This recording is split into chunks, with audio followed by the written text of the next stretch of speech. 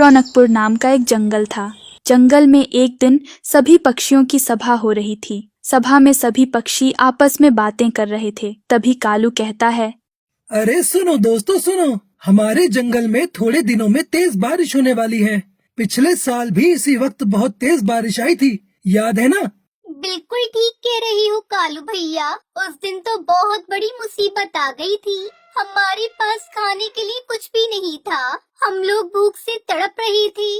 और इस साल हम ऐसी गलती बिल्कुल नहीं करेंगे। हम पहले से ही उसका उपाय खोज कर रखेंगे। अब ये सब बातें टूनी मौसी भी सुन रही थी। टूनी मौसी दरअसल बहुत आलसी थी। उन्हें काम करना बिल्कुल पसंद नहीं था। अरे तुम लोग भी बेकार की टेंशन लेते हो। अरे पिछले साल जो हुआ सो हुआ, इस साल कुछ नहीं होगा और बारिश आने में अभी बहुत टाइम है, समझे तुम लोग? ये कालू कौआ तो बस यूं ही टेंशन दे रहा है। अरे नहीं नहीं टूनी मौसी, कालू भैया बिल्कुल ठीक कह रहे हैं। हमें पहले से ही तैयारी कर लेनी चाहिए, नहीं तो बाद में बहुत परेशानी होगी।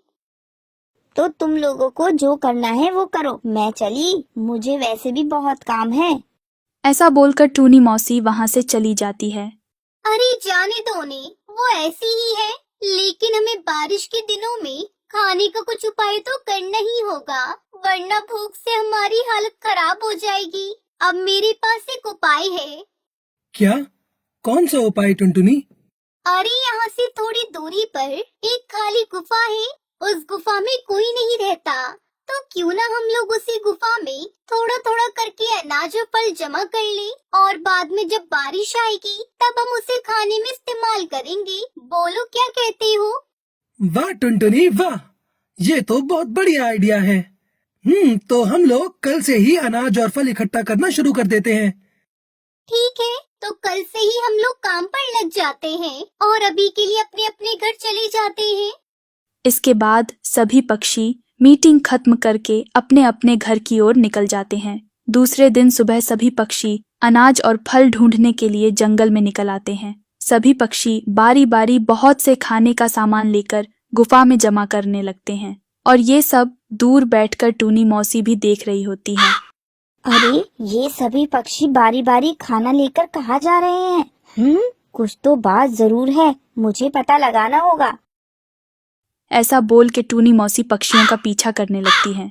सभी पक्षी अनाज लेकर गुफा में आ जाते हैं। टूनी मौसी भी पीछा करते करते वहां पर आ जाती हैं और पत्थर के पीछे छिपकर सब कुछ देखने लगती है।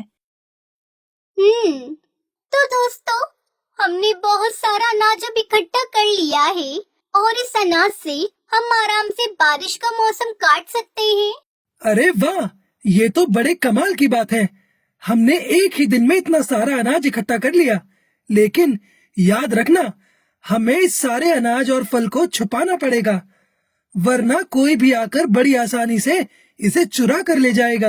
एक काम करते हैं, हम लोग उसे पत्थर के पीछे छिपा देते हैं और इस गुफा में तो वैसे भी कोई आता जाता नहीं, इसलिए ज्यादा टेंशन लेने वाली कोई बात नहीं है।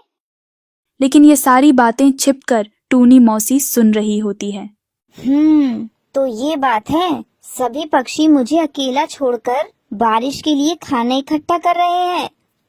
मुझे बताया तक नहीं। कोई बात नहीं बच्चे, तुम्हें जितना अनाज इकट्ठा करना है उतना कर लो। अब मुझे सब कुछ पता चल गया है। अब मैं सारा अनाज चुराकर किसी भी वक्त ले जाऊंगी। सभी पक्षी अनाज और फल लेकर पत्थर के पीछे उसे छुपा देते हैं और अपने घर की ओर निकल आते हैं। वहीं टूनी मौसी पत्थर के पीछे ही छिपी होती है। जैसे ही सभी पक्षी गुफा से बाहर आ जाते हैं तो तुरंत ही टूनी मौसी पत्थर के पास पहुंच जाती है। सारा अनाज और फल बारी बारी वहां से लेकर अपने घर चली आती है। अरे वाह, ये तो बहुत बढ़िया हुआ। मुझे इतनी आसानी से इतना सारा अनाज मिल गया। वो भी बिना मेहनत किए। बारिश का मौसम तो अब बड़ी आसानी से कट जाएगा। बड़े आराम से रह सकूंगी। अब उन लोगों को समझ आएगा मुझसे पंगा लेना कितना भारी पड़ा उन्हें। ऐसा बोल के टूनी मौसी बहुत ही खुश हो रही होती है। वहीं अब धीरे धीरे शाम हो जाती है। बारिश शुरू हो जाती है। सभी पक्षी और टुनटुनी चिड़िया अपने अपने घोंसले में बैठे हुए थे। देखा दोस्तों, अच्छा ही हुआ कि हमने आज ही अनाज का प्रबंध कर लिया, वरना इतनी बारिश में हम लोग भला कहाँ जाते। अब ये बारिश भला कब रुकेगी कब नहीं, हमें क्या ही मालूम। लेकिन चिंता की कोई बात नहीं है, हमारे पास काफी दिन चलने वाला अनाज जो है, अब हम कल सुबह खाने के लिए जाएंगे और पूरे दिन का खाना लेकर अपने अपने घर वापस लौट आएंगे। धीरे धीरे सुबह हो जाती है। सभी पक्षी टुनटुनी के घर आ जाते हैं। आ गए ना सब लोग? ठीक है, तो अब हम लोग चलते हैं। हाँ हाँ ठीक है, चलो। सभी पक्षी गुफा की ओर जाने लगते हैं और बीच में तभी टूनी मौसी का घर भी आता है। टूनी मौसी का घर देखकर टुनटुनी को टूनी मौसी की याद आ जाती है और वो उन सब से कहती है, अरे रुको रुको, क्यों ना हम टूनी मौसी को भी साथ ले चले, वो भी तो बहुत भूखी होंगी। बिल्कुल नहीं, अरे वो तो बहुत ही आलसी है और मुझे तो वो जरा भी पसंद नहीं है। वो जो भी हो, लेकिन वो हमारे जंगल की सदस्य ही है ना, तो उसी नाते हमें उनकी मदद भी करनी चाहिए।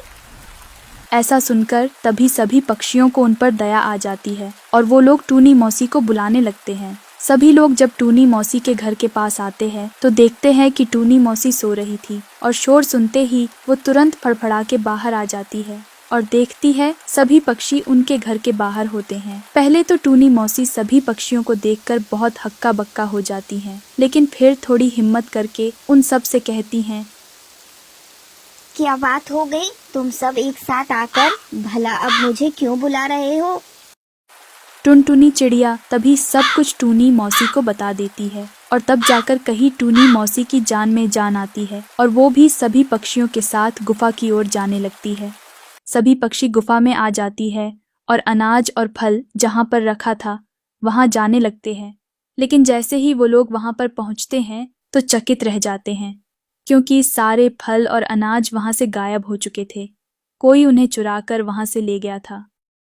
हे भगवान, अरे हमारे सारे फल और अनाज कौन ले गया? अब हम क्या करेंगे?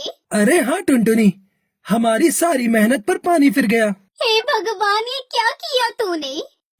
अब सभी पक्षी बहुत परेशान हो जाते हैं। तुम सब परेशान मत हो, मैं कुछ करती हूँ। टुनटुनी चिड़िया मन ही मन एक योजना बनाती है। अरे दोस्तों, तुम लोग फिक्र मत करो, पता है जो भी हमारे फल लेकर गया है वो 2 दिन में ही खराब हो जाएंगे, क्योंकि मैंने उसमें गलती से नीले अंगूर मिला दिए थे। नीले अंगूर ज्यादा दिन तक अच्छे नहीं रहते और उसी की वजह से वो सारे फल भी खराब हो जाएंगे। लेकिन टुनटुनी, हमारे तो फल चले ही गए, हमारी मेहनत तो खराब हो गई। सभी पक्षी दुखी मन से अपने अपने घोंसले में चले जाते हैं। वहीं टूनी मौसी भी अपने घोंसले में आ जाती है और फल से सारे नीले अंगूर निकालकर खा जाती हैं। ये तो अच्छा हुआ ये उसने बता दिया। अब टेंशन की कोई बात नहीं। अब सारा अनाज और फल बिल्कुल ज्यों का त्यों रहेगा, कुछ भी नहीं बिगड़ेगा। अब कल सुबह भी तो गुफा में पहुंचना है मुफ्त का खाना खाने के लिए। ऐसा बोलकर टूनी मौसी सो जाती है। अगले दिन टूनी मौसी और सभी पक्षी गुफा में आ जाते हैं। थोड़ी देर में बचा हुआ खाना लेकर टुनटुनी भी वहाँ पर आ जाती है। टुनटुनी जब सबको खाना परोस रही थी कि इतने में उसकी नजर टूनी मौसी की चोंच पर पड़ती है। टूनी मौसी की चोंच खाने की वजह से नीली हो गई थी और अब ये देखकर वो सब समझ जाती है। अरे टूनी मौसी, ये आपकी चोंच नीली कैसे हो गई? कल तक तो सब कुछ ठीक था। आप ही है ना जिसने हमारे फल चुराए हैं? क्या? नहीं नहीं, ये तुम क्या कह रही हो टुनटुनी? अरे मुझे क्या पता फल के बारे में, मैंने ऐसा कुछ नहीं किया। और तुम्हारे पास क्या सबूत है कि फल मैंने ही चुराए हैं? सबूत ये है कि नीले अंगूर खाने से ही ऐसा रंग हो जाता है और अंगूर का रंग 2-3 दिन बाद ही निकलता है। मुझे पता था कि हम में से ही कोई है जिसने ये काम किया है, इसलिए कल मैंने झूठ कहा था कि एक दिन में अंगूर बिगड़ जाते हैं। चलो चलकर इनके घर की तलाशी लेते हैं, अभी दूध का दूध और पानी का पानी हो जाएगा। ऐसा सुनकर अब टूनी मौसी घबरा जाती हैं और सारा सच उगल देती है। मुझे माफ कर दो तुम लोग। हाँ टुनटुनी ठीक कह रही है, वो सब कुछ मैंने ही चुराया है। ऐसा सुनते ही अब सभी पक्षी बहुत गुस्सा हो जाते हैं और टूनी मौसी चुराया हुआ खाना उन सभी को वापस कर देती है। सभी पक्षी टूनी मौसी को जंगल से बाहर निकाल देते हैं और मिलकर टुनटुनी का शुक्रिया अदा करती है।